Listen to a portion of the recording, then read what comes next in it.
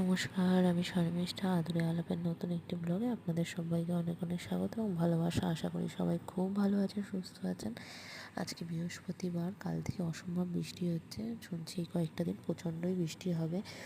আজকে সকালেও তেমনই একটা দিন, খুব বৃষ্টি হচ্ছিল। জামা কাপড়গুলো কাচতে দিয়ে দিয়েছি সকালে। তারপর বর চলে এসে বাজার থেকে তারপরে নিয়ে এসেছিলো 2 রকমের মাছ।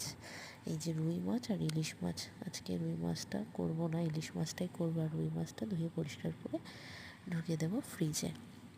তারপর ওদিকে মোচা নিয়ে এসেছিলো, মোচাটা কাটা হচ্ছে। তারপরে চলে আসলাম দুপুরে লাঞ্চ শেয়ার করতে আপনাদের সাথে। করেছিলাম ভাত, তারপর ডাল, আর করেছিলাম মোচার ঘন্ট, নিরামিষই করেছিলাম বাদাম দিয়ে। আপনারা চাইলে ছোলা ইউজ করতে পারেন, ভালো লাগে খেতে। আর করেছিলাম সর্ষে ইলিশ।